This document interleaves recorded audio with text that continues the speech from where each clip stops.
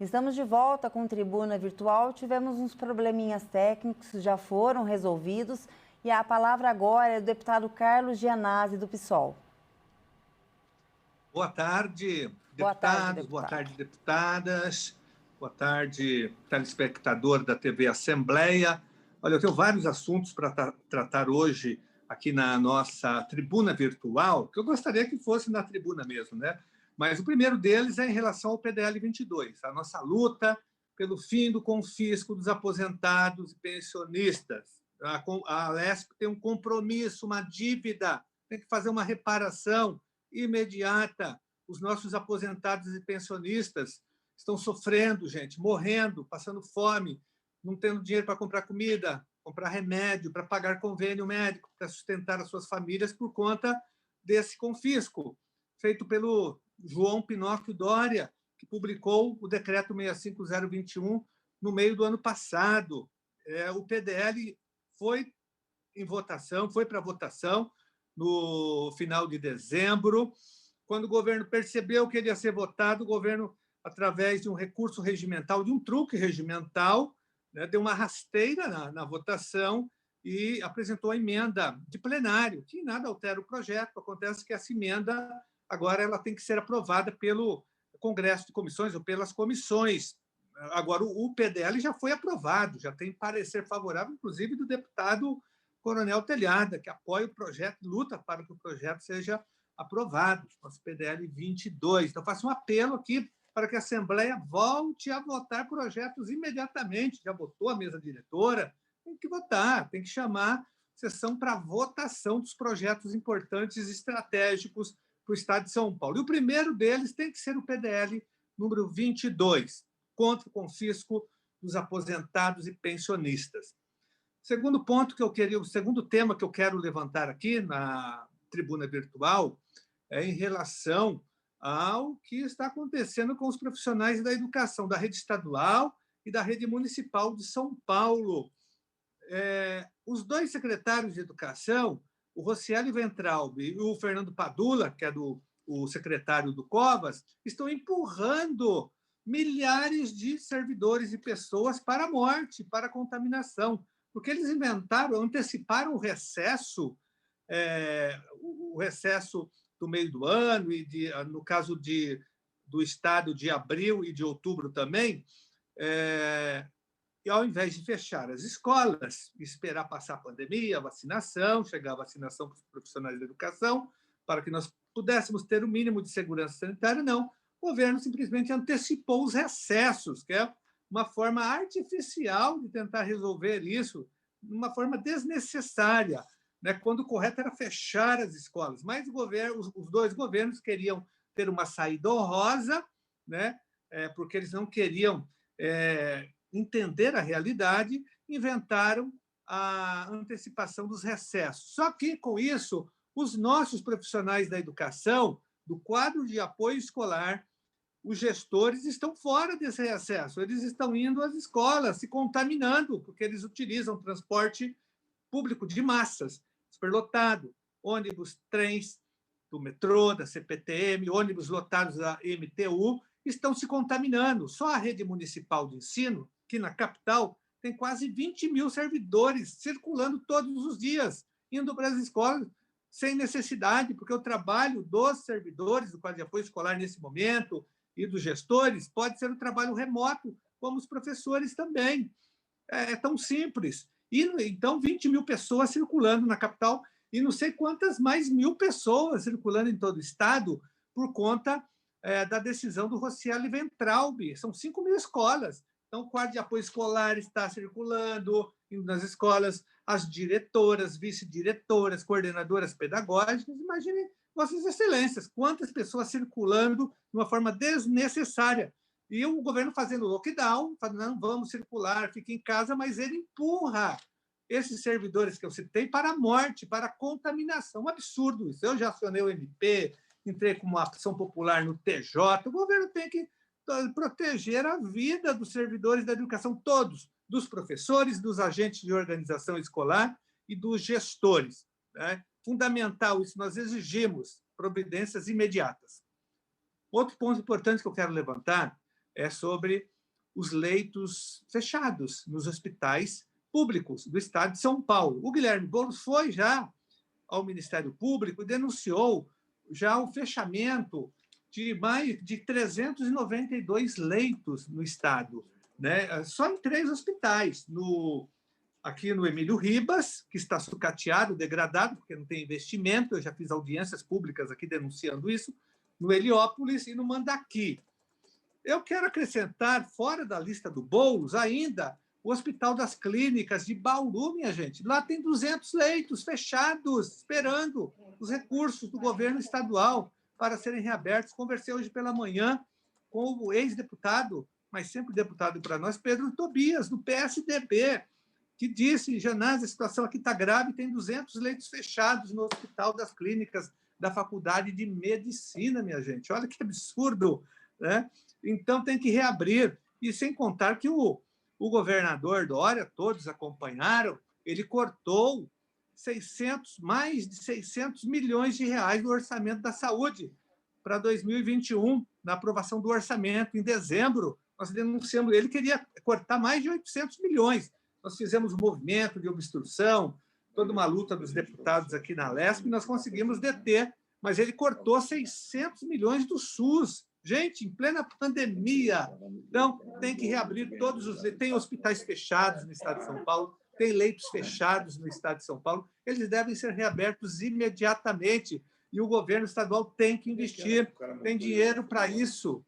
Eu assisti agora a entrevista do Rodrigo Garcia, que é o vice-governador Dória, nessa coletiva, e ele fez críticas ao governo federal com razão. O governo federal, negacionista, coloca em curso a política da morte em todo o estado de São Paulo, em todo o Brasil, né? Todos sabem disso, e reclamando que o governo federal, o governo Bolsonaro, não investe nos leitos em São Paulo. Só 20% dos leitos são financiados no estado de São Paulo pelo governo federal. Só que o governo estadual também é negacionista, como boicota as verbas da saúde do governo, da área da saúde, do SUS, do Sistema Único de Saúde, minha gente. É um absurdo isso. Então, nós temos que reativar os leitos fechados nos hospitais, reativar os hospitais fechados, que são muitos no nosso estado. Aqui na cidade de São Paulo tem vários. Nós já denunciamos isso. O vereador Celso Gianazzi fez um dossiê no ano passado, enviou ao Ministério Público, mostrando os leitos fechados em São Paulo. Então, queria dizer isso, tem que reabrir os leitos, chamar os aprovados nos concursos públicos da área da saúde, tem muitos profissionais esperando a chamada, enfermeiros, auxiliares de enfermagem, médicos, no IANSP, sobretudo, no Hospital de Heliópolis, em todos os hospitais estaduais, nós temos concursos abertos, e pessoas que foram aprovadas estão esperando serem chamadas para assumirem os seus respectivos cargos. A gente precisa que esses profissionais estejam na carreira dos profissionais da saúde imediatamente. Não fazer igual o secretário da Saúde fez recentemente, fazendo um apelo, pedindo trabalho de voluntários da saúde. Tem que chamar os aprovados, enfermeiros, auxiliares de enfermagem, médicos, fisioterapeutas, são vários setores. Várias pessoas foram chamadas. Eu fiz uma audiência pública na semana passada, um ato solene, pela TV Alesp, inclusive, falando disso, com esses profissionais que foram aprovados e querem trabalhar, querem ajudar no combate à pandemia, né? Enfim, mais nada é feito. O governo não chama os aprovados, não contrata novos servidores da educação e também não reabre os leitos fechados. Isso é um crime, num momento tão difícil que as pessoas estão morrendo, colapso no sistema de saúde em todo o estado de São Paulo, né? E já entrando agora no colapso também do sistema funerário. As pessoas estão com dificuldades de enterrar os seus entes queridos, dificuldades de comprar um caixão e dificuldades também em até fazer um registro de óbito no cartório. Essa é a situação, minha gente, é grave. Nós temos que reagir a isso. A Assembleia Legislativa não pode faltar ao povo do Estado de São Paulo. Tem que reagir com veemência, votando projetos estratégicos, né? O PDL 22 é o primeiro deles, o projeto de renda emergencial, renda básica emergencial. Eu já tinha apresentado um projeto. No ano passado, logo no começo da pandemia, a nossa bancada do PSOL apresentou um outro agora, recentemente, e tem outros tramitando nas comissões que a gente pode colocar todos juntos em um só e aprovar rapidamente, porque sem renda emergencial não dá para fazer restrição de pessoas, tem que ter ajuda do Estado, o Estado tem dinheiro. Paulo Fiorello, no primeiro pronunciamento dele, falou dos dados, eu até anotei, Paulo Fiorello, 54 bilhões de reais em caixa agora, em fevereiro, tem dinheiro, e tem que ser canalizado para salvar vidas nesse momento. Eu faço esse apelo ao governo e que a Assembleia Legislativa seja protagonista para salvar vidas no Estado. Muito obrigado. Obrigada, deputado. Como no início do programa, a gente escutou o deputado Paulo Fiorello, do Partido dos Trabalhadores, mas por problemas de conexões, problemas técnicos, nós vamos de novo, a palavra novamente é do Paulo Fiorello, do PT. Muito obrigado, Lilian. Boa tarde aos deputados que acompanham essa tribuna virtual.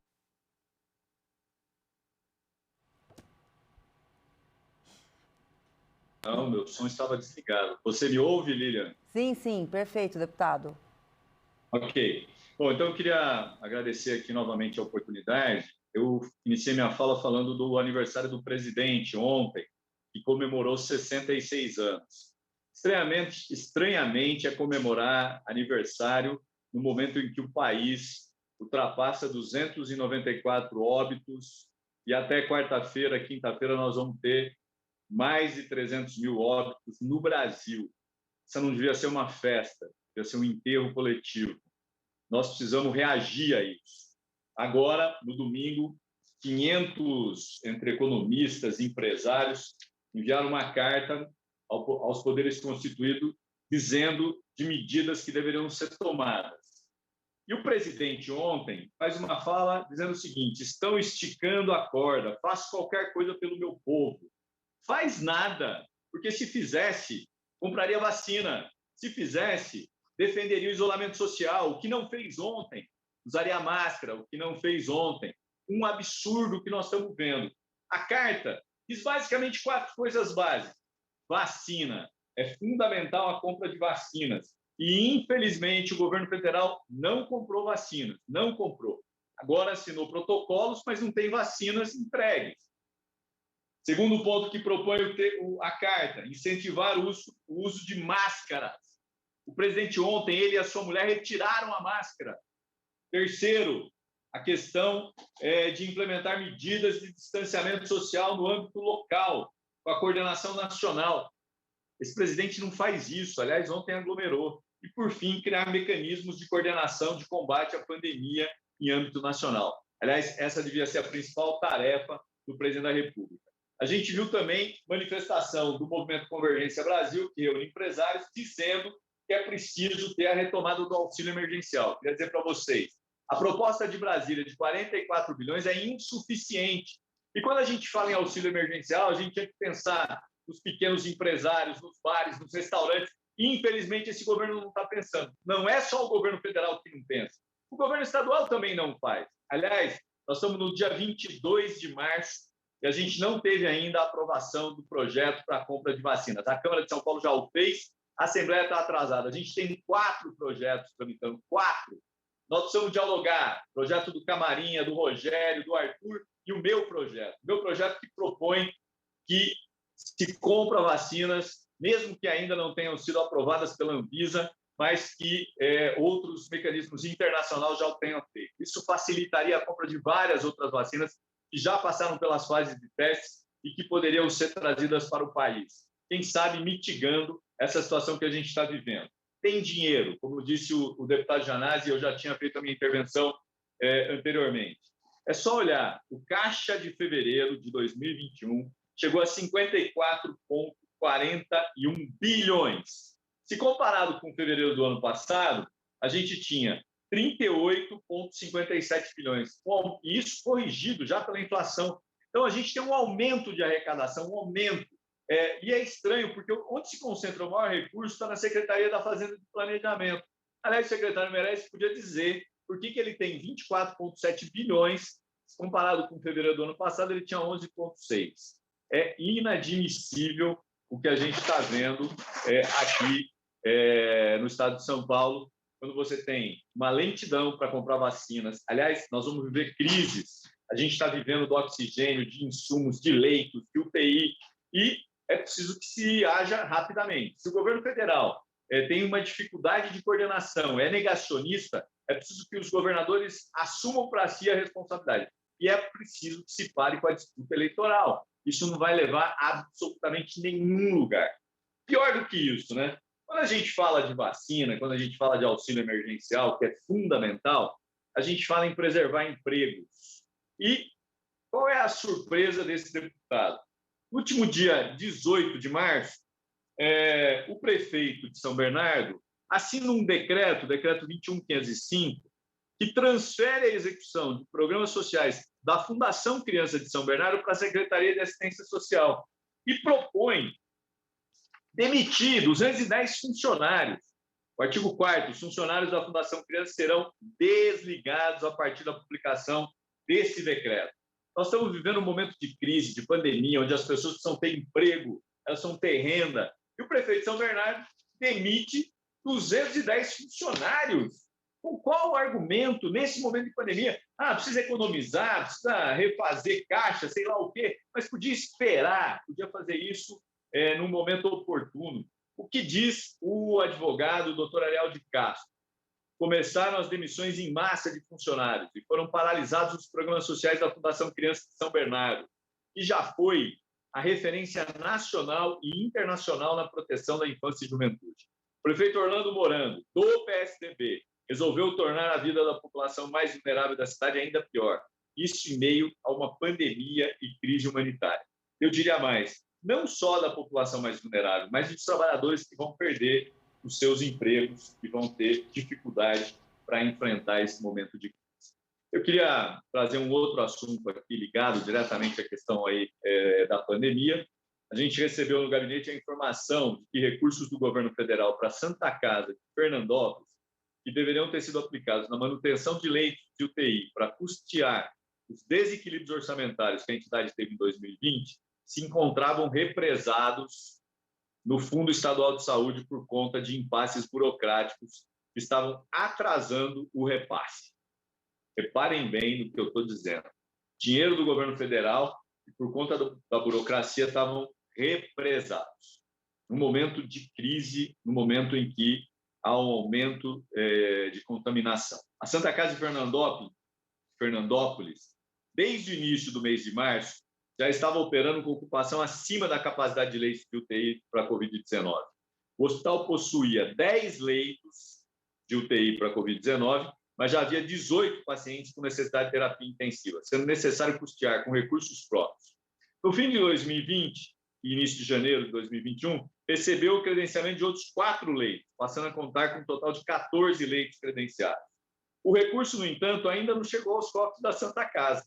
A Secretaria Estadual de Saúde apontava ter recebido o recurso do governo federal um objeto divergente daquele solicitado pela Santa Casa, o que impediu o repasse do recurso sem a devida retificação dos termos e apresentação de plano de trabalho por parte da entidade filantrópica. Em seguida, nós somos informados que, na última semana, a própria Secretaria de Saúde conseguiu resolver o problema e propôs a assinatura de 2 termos para a liberação dos recursos. Um no valor de 960 mil e outro no valor de 1,9 milhão. Apresentei um requerimento que já foi publicado, solicitando informação e questionando quanto ao termo que será efetivado e o recurso repassado para a Santa Casa. Agora, é preciso que esse repasse seja feito imediatamente, pois é literalmente questão de vida ou morte. É inadmissível que a gente tenha ainda a burocracia impedindo que recursos que são vitais para as Santas Casas possam chegar ao seu destino. No caso de Santa Casa de Fernandópolis, o destino dos recursos solicitados ao governo federal era para suprir o déficit orçamentário. Infelizmente, o dinheiro veio carimbado como ampliação de leitos de UTI. Agora, nós estamos em março, no dia 22, quase 3 meses que os recursos lá paralisados e a Santa Casa precisando. Aliás, é bom lembrar que as Santas Casas tiveram um corte de 12% nos seus orçamentos promovido pelo governo do Estado, que, de novo, é um crime nesse momento de pandemia. Se é um crime demitir funcionários, como faz o prefeito de São Bernardo, Orlando Morando, é um crime recursos do governo federal não serem repassados. A Secretaria Estadual pode e deve entrar em contato com o governo federal, fazer as correções necessárias. A Santa Casa de Fernandópolis pediu para que tenha, de fato, recursos disponibilizados para o combate à Covid-19 e para fazer frente aos déficits que eles tiveram por conta do aumento de atendimento. Nós estamos num momento crítico, delicado, e é preciso enfrentar, na minha opinião, de duas maneiras. A primeira, compra de vacinas de outras fabricantes. Por isso, a Assembleia precisa se debruçar nesse projeto o mais rápido possível e aprovar um projeto. Não precisa ser o meu, pode ser um projeto da Assembleia com as melhores ideias e que contemple aquilo que é mais importante. Segundo, a aprovação de um auxílio emergencial. Não só aqueles que precisam ficar em casa, mas a proprietários de bares, restaurantes, aquelas atividades que estão sendo prejudicadas, em especial também a cultura e o esporte. Aliás, cultura e esporte que eu volto aqui depois, na próxima tribuna virtual, para falar do corte do governo estadual a essas atividades. Muito obrigado, um abraço, boa tarde a todos. Obrigada, deputado. E a palavra agora é do deputado Dr. Jorge do Carmo, do Partido dos Trabalhadores. Boa tarde, deputadas e deputados. Boa tarde, Lília. Boa tarde, ouvintes da TV Alesp, as pessoas que nos assistem. Diante de tantos problemas e a pandemia que assola o mundo e o Brasil, não há outra forma de combatermos essa pandemia senão vacina sim, vacina já. O deputado que me antecedeu, o deputado Paulo Fiorilo, deu aí dados, né, e levantou, denunciou o descaso, né, e o que o presidente da República tem feito, exatamente contrariando a ciência, contrariando tudo que o mundo diz: isolamento social, uso de máscaras, álcool em gel, ou seja, tudo contrário ao que ele faz. Então, nós temos que repudiar e dizer que a solução será vacinar e ter o máximo de vacina possível para que todos os brasileiros e brasileiras sejam vacinados. Mas eu quero também hoje falar sobre o Dia Mundial da Água. Hoje, dia 22 de março, é o dia em que comemoramos o Dia Mundial da Água, e a água é um bem da natureza, é um bem da vida, é um bem que todos nós precisamos dele. Ouso falar que, às vezes, sem energia elétrica você sobrevive, né, sem o devido conforto, mas sem água você não sobrevive, porque água é vida. Mas, infelizmente, ainda existe no Brasil e no mundo, né, em especial no Brasil, no estado de São Paulo, ainda existem milhões de famílias que ainda não dispõem de água potável tratada na sua residência. Isso por falta, evidentemente, de política pública, por falta de investimento, por falta de compromisso, por falta de tratar a água como realmente um bem da vida, um bem da natureza. E eu quero dizer que água não é negócio, é fonte de vida.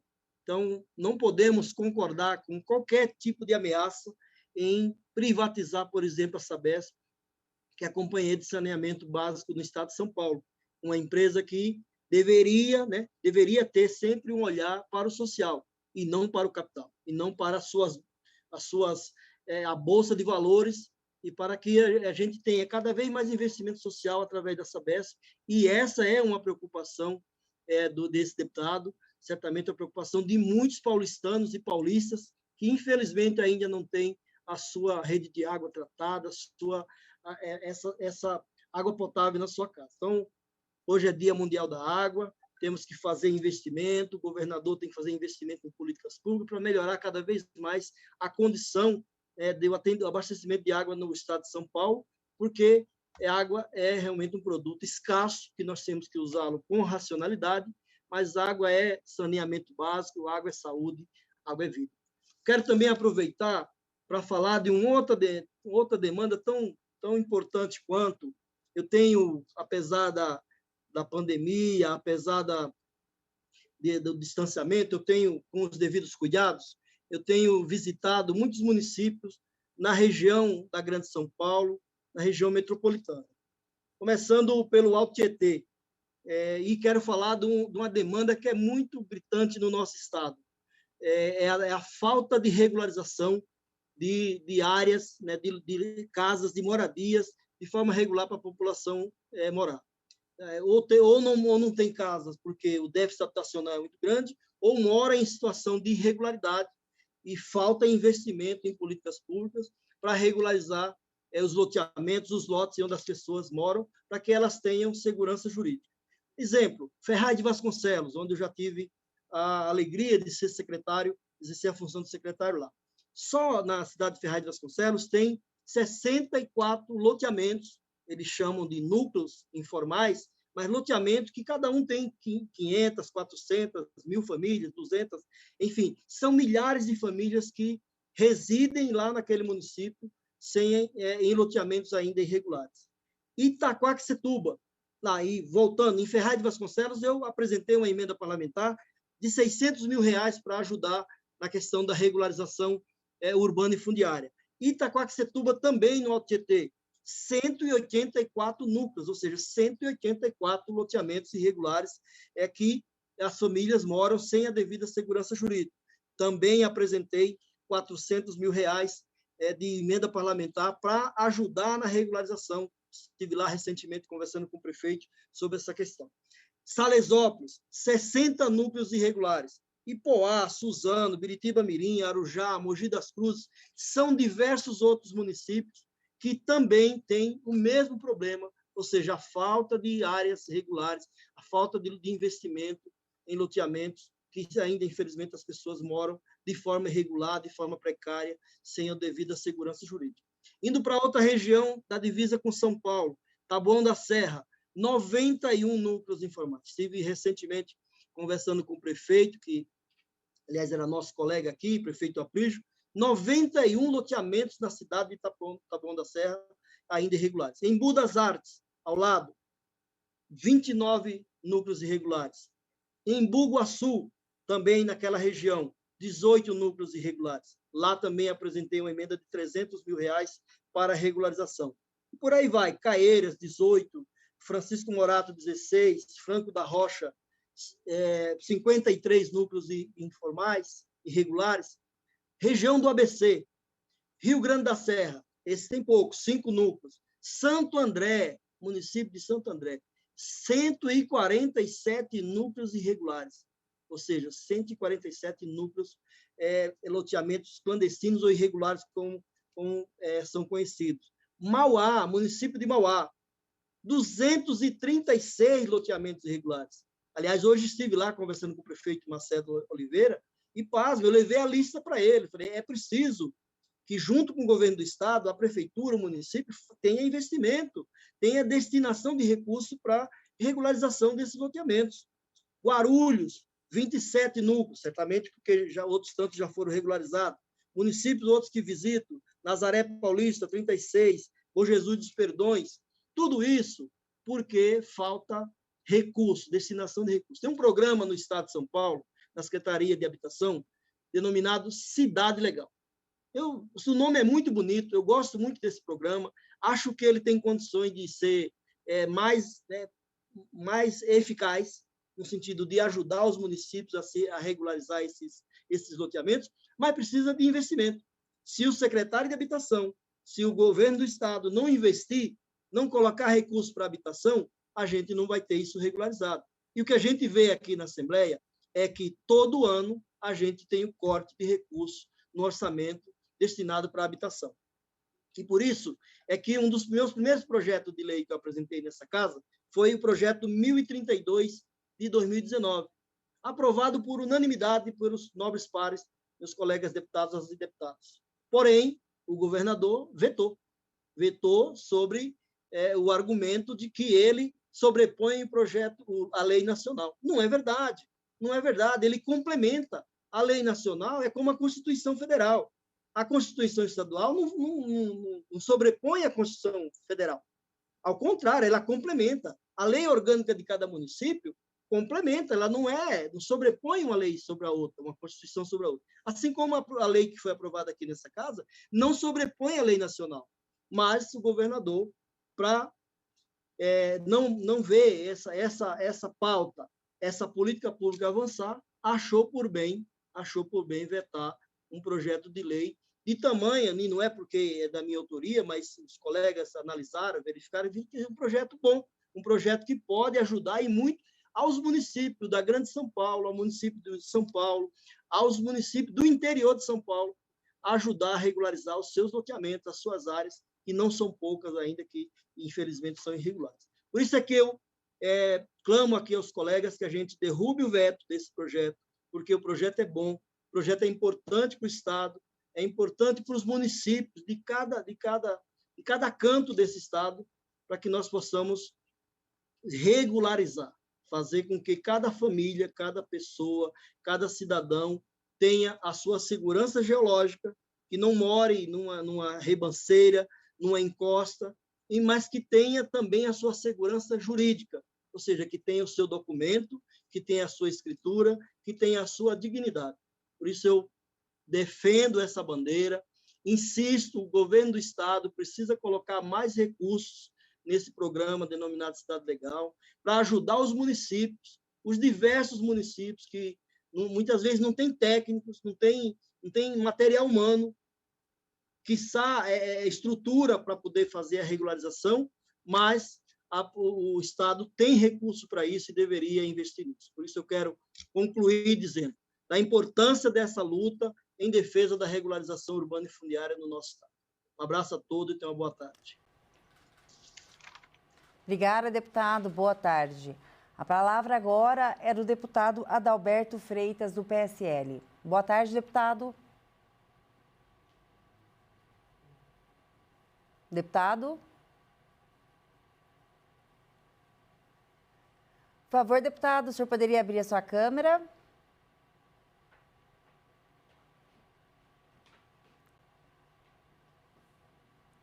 Estamos com probleminhas técnicos. Deputado? Vamos então agora a palavra com o outro deputado, Sebastião Santos, do Republicanos. Boa tarde, deputado. Boa tarde, Lilian.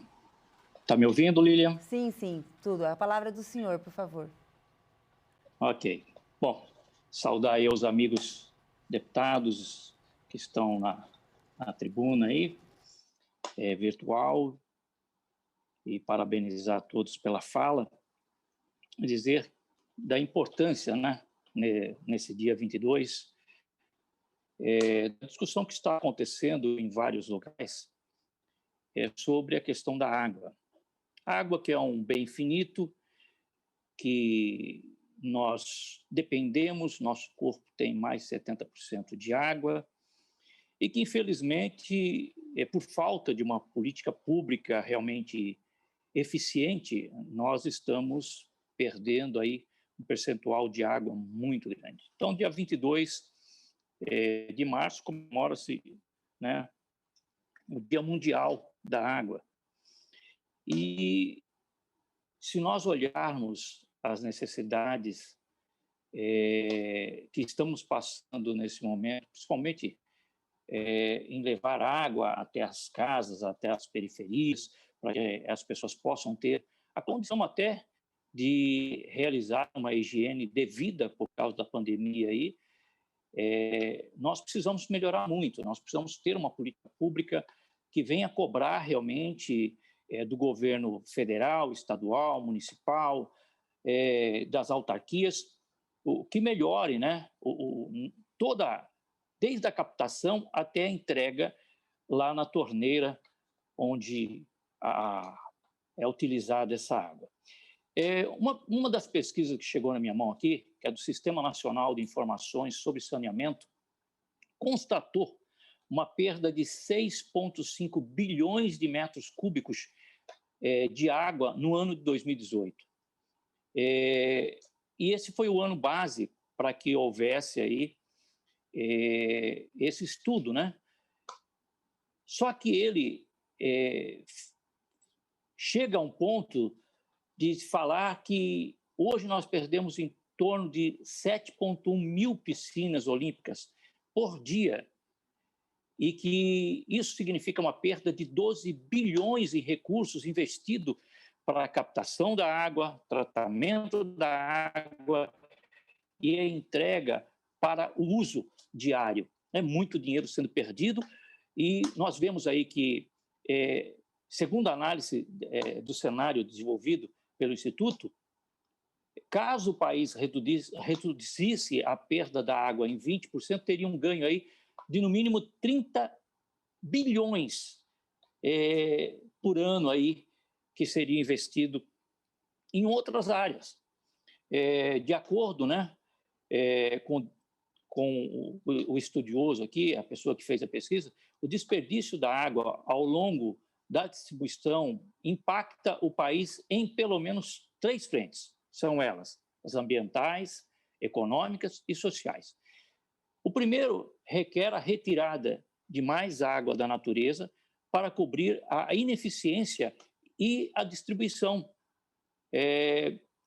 Veja que a crise hídrica, muitas vezes, aí por causa da seca, como passa aí a região sudeste, nordeste, o sul do país, além disso, não só por causa da crise hídrica, mas também da perda, né? A perda hoje, ela é algo assim que é muito grande, né? Nós estamos falando, no mínimo, 38 litros de água a cada 100 se perde. Então, numa análise aqui, próximo no interior aqui de São Paulo, em Barretos, tem uma perda de 42% da água captada. Bebedouro, 44,20%. Votuporanga, 23,30%. São Carlos, 43,57%. São José do Rio Preto, uma perda de 32%. Bauru, uma perda de 51%. Imagina, você coletar 100 litros de água e perder 51. Entende? Aí você tem um gasto de energia que captou essa água, todo o processo para o tratamento, além disso, a entrega dessa água. Então, nós temos uma deficiência muito grande e precisamos batalhar para que o Estado de São Paulo, que tem hoje uma deficiência de 60% na sua energia, possa mudar, né? Imagina, você perde 60%, todas as cidades estão perdendo água. Captou, usou energia, não consegue entregar. Isso quer dizer o quê? Que nós vamos ter que usar outra energia para poder levar essa água até a população, para abastecer ali as caixas d'água, para abastecer tudo que for necessário do uso dessa água. Então, falar hoje do Dia Mundial da Água é falar para o governo federal, que tem lá a FUNASA, né, que é um órgão específico, para poder, sim, destinar recursos para os municípios, trocar a tubulação, que ainda é lá do ano de 1960, tubulação de ferro, tubulação de amianto. Exemplo aqui da cidade de Barretos, onde nós fizemos um documento, enviamos aos órgãos competentes federal e estadual, para que possam ajudar a cidade a trocar a tubulação. Aqui nós temos 220 quilômetros de tubo de amianto, que dá uma perda, gera uma perda de 42% em toda a água captada. Então, isso é muito. O município passa por necessidade, mas não tem como manter a sua troca de tubulação. Então, precisa do governo federal. E só com a política pública do governo federal para nos enviar recursos de mais de 100 milhões para a troca desses 220 quilômetros. E esses 220 quilômetros não começaram hoje. Foram falta de políticas já há mais de 50 anos. Nós estamos falando de uma coisa que não está na preocupação dos governantes, tanto federal, estadual e municipal. E por isso nós passamos por essa deficiência hoje no estado de São Paulo, no país inteiro, porque se no país nós tivermos uma perda aí de 38%, como está hoje nas redes sociais aí sendo comentado, 38% de toda a água captada para o consumo humano ou animal está sendo perdida. Isso é muito grande. Então, nós precisamos comemorar, sim, a questão da água, mas comemorar trazendo solução para aquilo que está trazendo o maior déficit, para a população, que é justamente a perda por causa de tubulações inadequadas, tubulações que vieram no passado, mas que hoje precisam ser trocadas. Então, deixar nossa fala aí para que os governantes, na área federal, estadual e municipal, possam sim olhar com carinho para a manutenção e para fazer uma eficiência muito maior, que é gerarmos energia limpa, como a energia fotovoltaica, que daria só aqui no município de Barretos 42% de economia de energia, porque a água, para você captar ela, o maior custo dela vem da energia. Se nós trocarmos a tubulação por tubulações eficientes, como a de PVC, se nós colocarmos todos os poços com energia fotovoltaica, energia renovável, nós teremos aí, com certeza, não só a economia, mas o abastecimento para bilhões de pessoas, né? Bilhões de pessoas que hoje não têm água no mundo. E aqui no Brasil, com certeza, serão milhões e milhões de pessoas sendo abastecidas. Então, dizer aí, para que, se temos que fazer uma reflexão hoje, no Dia Mundial da Água, fazermos, sim, uma política pública para a manutenção, para a transformação aí dos locais, que os municípios possam ter reservatórios para que a tubulação não sofra pressão através das bombas, e sim através do escoamento dessa água por gravidade possa chegar à casa das pessoas, o que vai diminuir o gasto de energia, o que vai diminuir o rompimento nas tubulações e, com certeza, nós teremos aí no ano que vem ou nos próximos anos, na próxima década, o que comemorar, né? Comemorar que a água está sendo realmente adequada para a população. Hoje eu vejo que os municípios muitas vezes só captam água dos aquíferos, como exemplo o aquífero Guarani, e que aqui no interior é muito utilizado. Você tem uma água mineral com um grau de 48, 50 graus, até mais, e depois você vem, faz o uso, né? Oi. Teu tempo está terminando, já terminou na realidade. Tá bom, então. Muito obrigado e que nós possamos comemorar no ano que vem uma política pública em prol da manutenção aí da vida e da água em nosso estado. Muito obrigado. Obrigada, deputado. E a palavra agora é do deputado Adalberto Freitas, do PSL. Deputado, boa tarde. O senhor pode ligar o som do senhor? O áudio? Já liguei. Muito obrigado, Lília. Agradeço a você e a toda a equipe da Rede Alesp por mais uma vez estar participando aí desse programa. Aí também cumprimento também o deputado Sebastião Santos, o deputado Jorge do Carmo, que me antecederam na fala. E hoje eu gostaria de compartilhar um arquivo. Eu sei se eu consigo compartilhar, eu não sei se eu estou como... será que eu consigo compartilhar o arquivo? Tá tudo certo, deputado, tudo certo. Peraí, vou compartilhar, mas só um minuto, por gentileza, vou compartilhar já. Só peraí.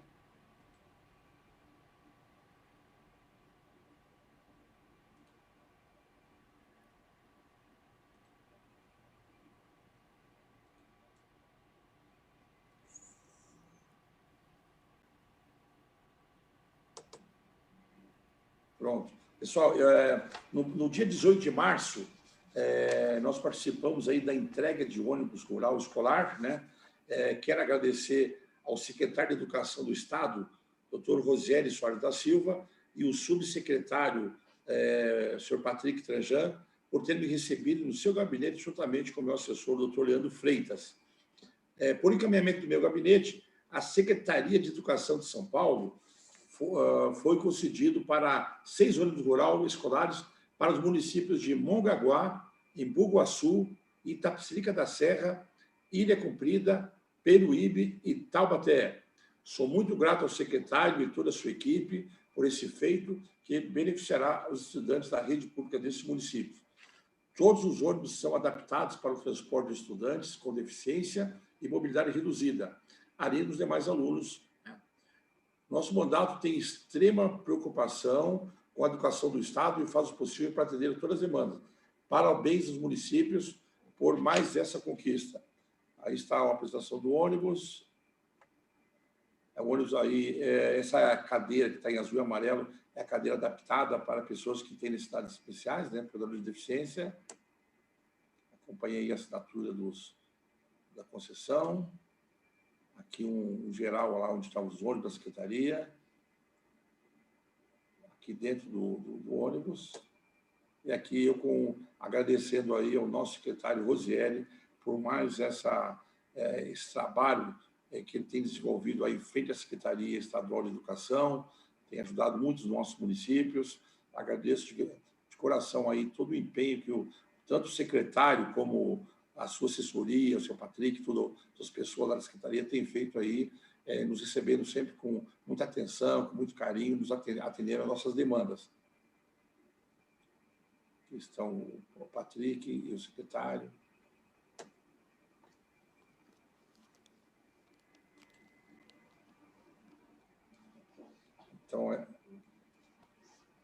Então, era isso. Eu gostaria de usar essa tribuna, sim, justamente para agradecer, tá, todo esse empenho aí que o pessoal da Secretaria de Educação tem feito.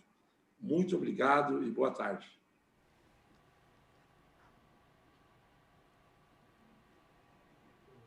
Deputado? Sim. Boa tarde, deputado. Muito obrigada, muito obrigada. Imagina, eu agradeço. Temos algum deputado inscrito?